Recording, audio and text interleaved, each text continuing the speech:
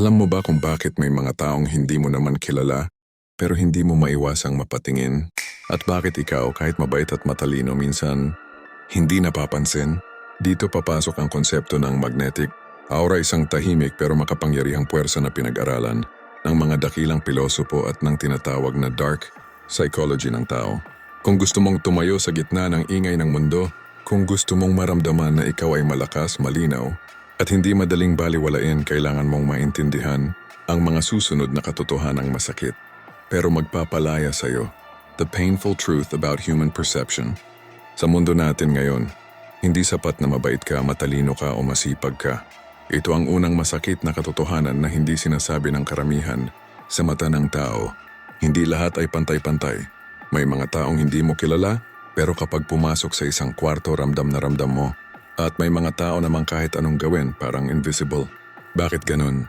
Sabi ni Friedrich Nietzsche, most people are far too occupied with trivialities to ever become noticeable.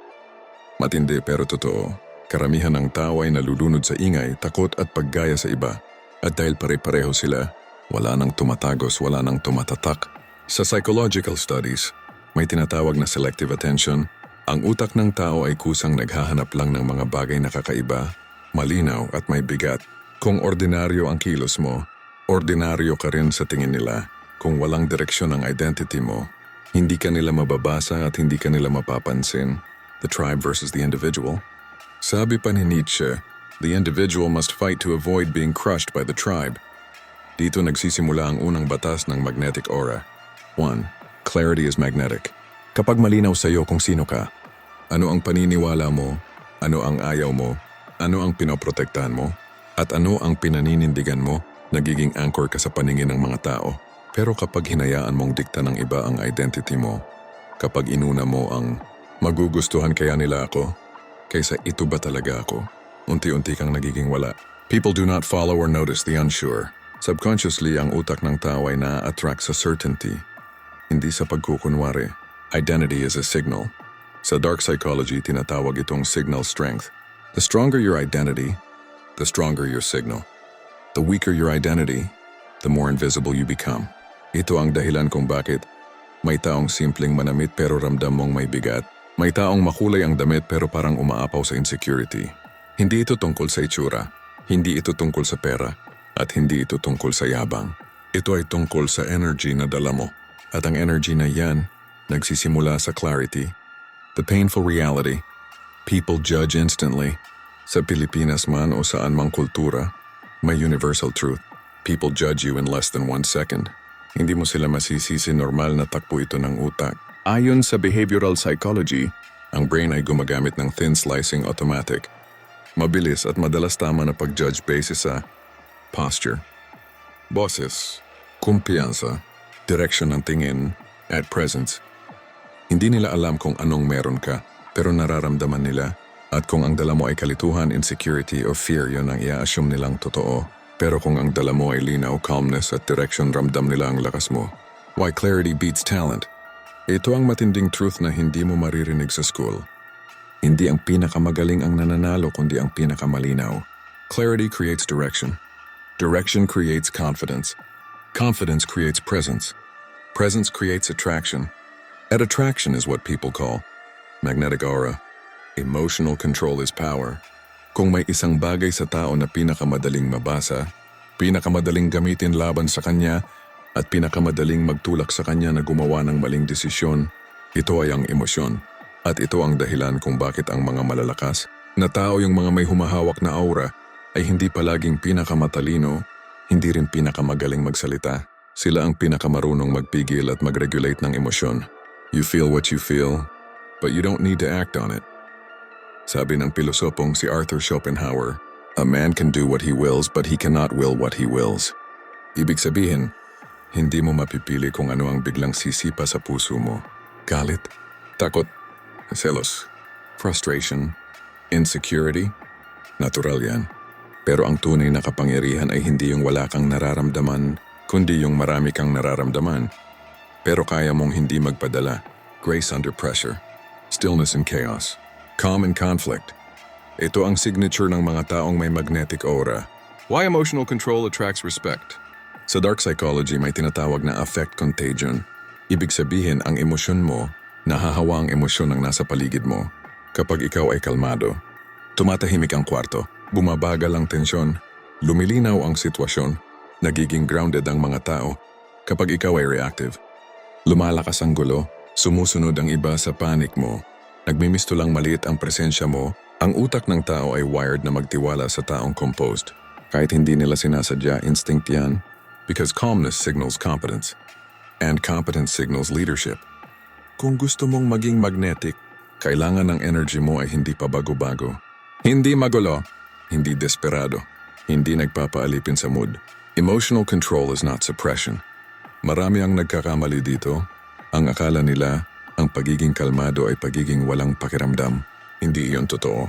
Ang tunay na emotional mastery ay, nararamdaman kita, pero hindi kita hahayaang sumira sa diskarte ko. Iba ang pagpigil sa pagpili. Pinipili mong maging matatag. Pinipili mong hindi maging reactive.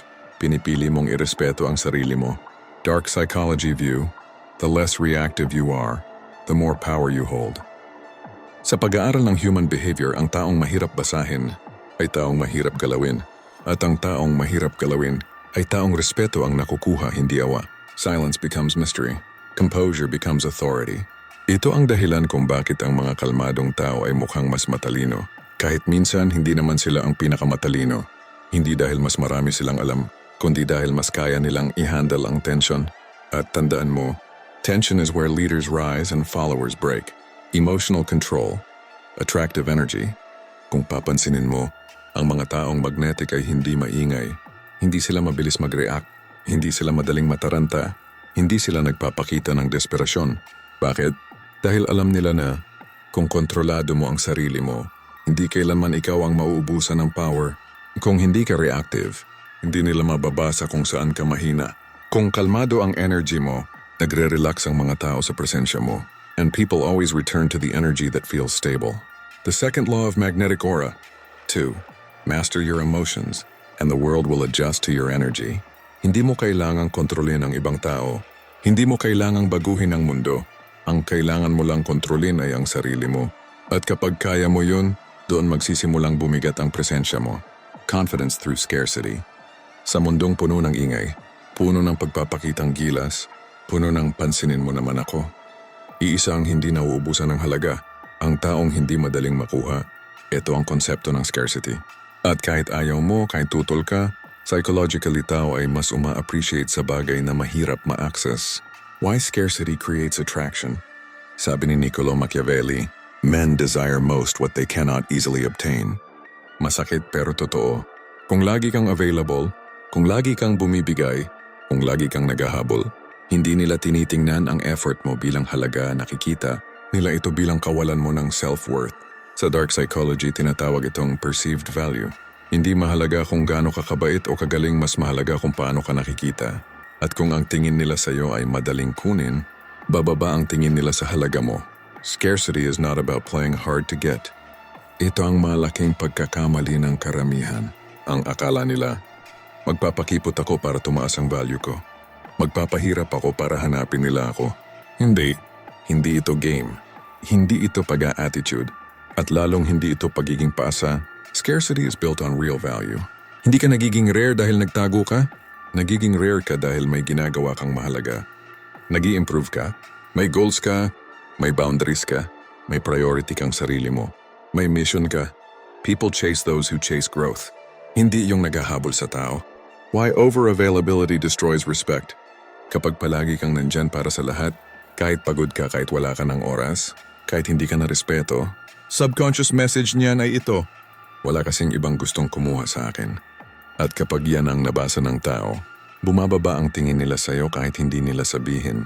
Hindi dahil masama sila, kundi dahil ganun talaga gumagana ang human psychology.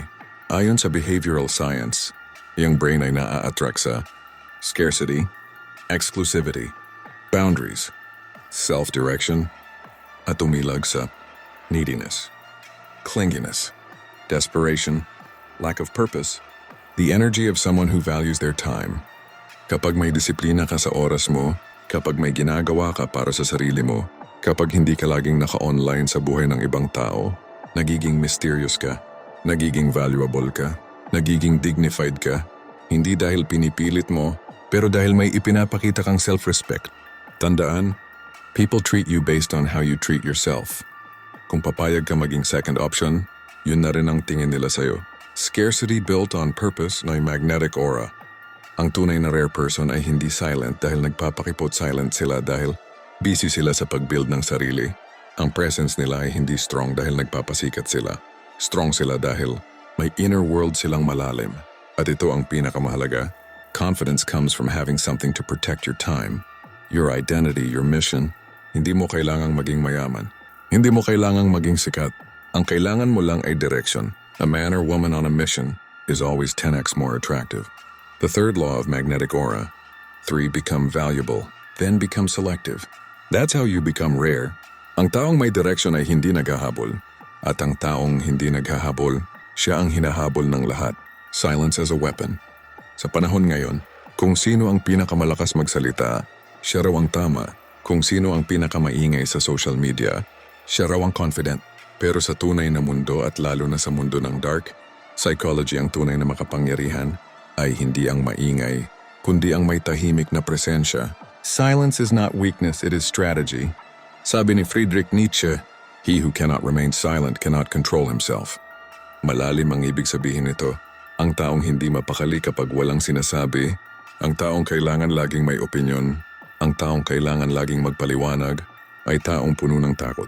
Fear of judgment, fear of rejection, fear of being misunderstood, at ang fear na ito kitang-kita ng tao kahit hindi mo sabihin. Pero ang taong tahimik, ang taong hindi nagmamadaling magsalita, ang taong hindi naghahabol ng validation, sila ang taong may control, at ang control ay magnetic. The mystery effect. Less information, more curiosity. Ayon sa behavioral science, ang utak ng tao ay programmed na punan ng gaps ng information. Kung hindi mo laging sinasabi ang nasa utak mo, hindi nila alam ang buong storya. At kapag hindi nila alam ang buong storya, they start to think about you. They start to watch you. They start to guess. Ito ang tinatawag na mystery effect at isa ito sa pinakamalakas na psychological triggers ng attraction at respect. Kung marami kang sinasabi, madali kang mabasa, at kapag madali kang mabasa, madali ka ring i-dismiss. Pero kung tahimik ka, pero consistent, composed, intentional ang tahimik mo, ay nagiging presence. Silence gives you the power advantage. Sa dark psychology, ang hindi agad nagre-react ang may hawak ng power. Isipin mo ito. Kapag nagalit sila pero kalmado ka, hawak mo ang power. Kapag pilit ka nilang pinoprovoke pero hindi ka bumigay, hawak mo ang power.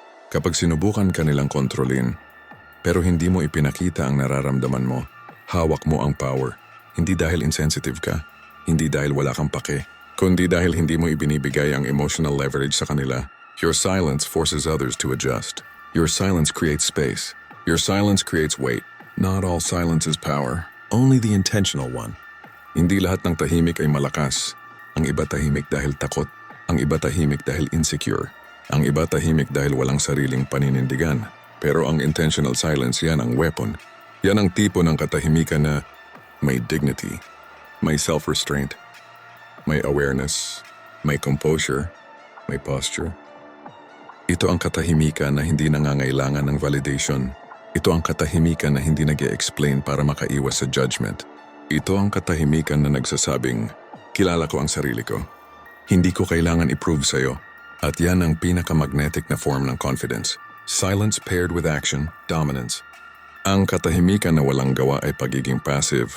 Pero ang katahimikang may kasamang disiplina, may kasamang paggawa, may kasamang paglago, yan ang unstoppable aura. Habang tahimik kang nagtitrain, habang tahimik kang nagfo-focus, habang tahimik kang umaangat ang mundo'y nagtatanong, anong meron sa taong yan? And when people start asking about you, you've already won. The fourth law of magnetic aura. 4. Don't overshare. Speak less. Move wisely. Let your silence build your gravity. Dahil minsan, hindi sa dami ng sinabi mo ang respeto kundi sa bigat ng hindi mo sinabi. The magnetic aura formula. Kung gusto mong magkaroon ng presensya na hindi makaligtaan ng mundo, tandaan ito. Clarity of identity. Know who you are. Emotional control. Don't let reactions define you. Value through scarcity. Don't give your energy away. Power of silence. Let people feel you, not just hear you. Ang magnetic aura ay hindi magic, hindi rin manipulasyon. Ito ay resulta ng discipline, self-respect, at unshakable purpose. At kung naririnig mo ito ngayon, ito ang sign na handa ka nang i-upgrade ang sarili mo.